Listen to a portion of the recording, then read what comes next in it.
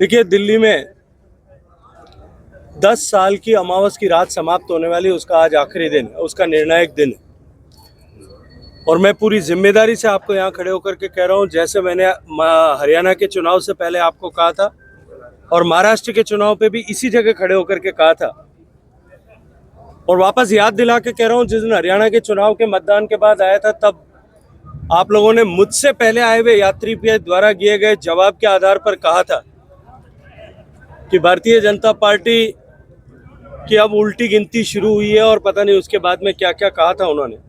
तब मैंने कहा था कि जिस दिन परिणाम आएंगे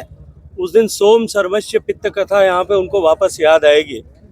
देश की जनता ने झूठे नैरेटिव के आधार पर चुनावों को नकार दिया,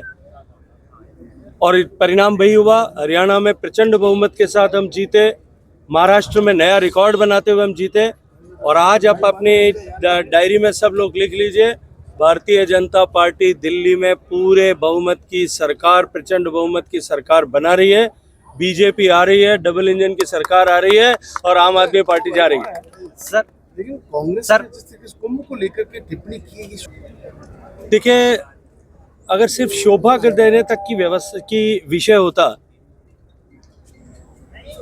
तो अब तक कांग्रेस पार्टी ने का आचरण और व्यवहार, जब कभी भी भारत और भारतवासी किसी विषय पर गर्व कर सकें, तब इस तरह के संदेह के बादल खड़े करके अशोभनीय टिप्पणियां करना, अनावश्यक टिप्पणियां करना, अपने राजनीतिक लाभ और महत्वाकांक्षा की पूर्ति के लिए टिप्पणियां करना, ऐसा उन्होंने आचरण और व्यवहार किया है। एक बार फिर किया है, कोई नया विषय नहीं है। और मुझे लगता है कि भारत क्योंकि जिस गति के साथ में प्रगति कर रहा है, अनेक कीर्तिमान रचे जाएंगे, और वो इसी तरह की खिसियानी बिल्ली खम्बा नोचे जैसी टिप्पणियां करते रहेंगे। इस बार के बजट में पर्यटन को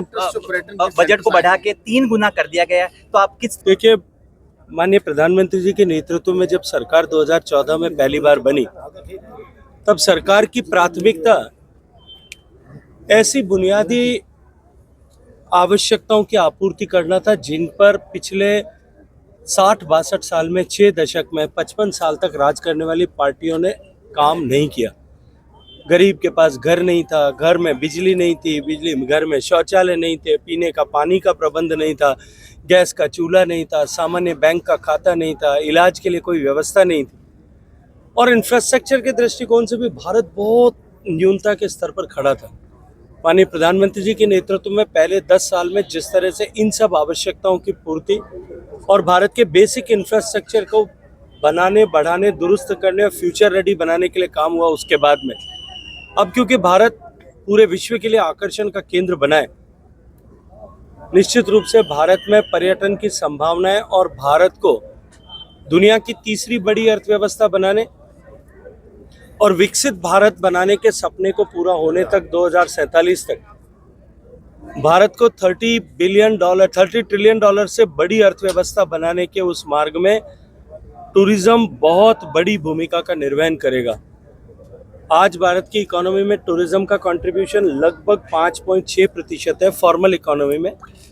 अगर मैं इनफॉर्मल टूरिज्म को उसके साथ जोड़ता हूं तो वो 10% तक होता है,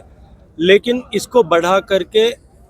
फॉर्मल इकोनॉमी इन्फ्यूजन जो है वो 10% से ज़्यादा हो, और क्योंकि टूरिज्म सेक्टर रोजगार का एग्रीकल्चर के बाद सबसे बड़ा सृजन करने वाला सेक्टर है, माननीय प्रधानमंत्री जी के नेतृत्व में हमने टूरिज्म को इंसेंटिवाइज करने के लिए जिस तरह से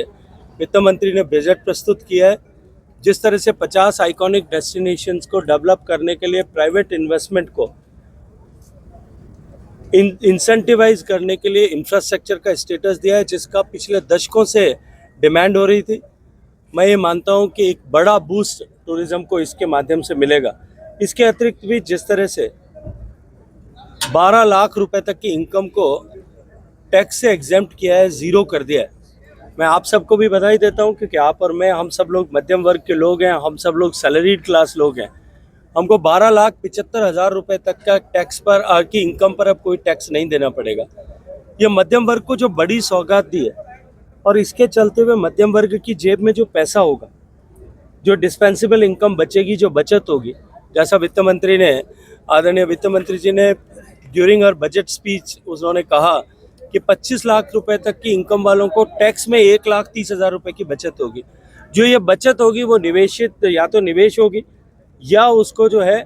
घर में किसी न किसी तरह के गैजेट्स पे खरीदने पे खर्च किया जाएगा और अन्यथा ट्रैवल और टूरिज्म इससे बूस्ट होगा। तो इससे निश्चित रूप से इकोनॉमी को भी बढ़त मिलेगी,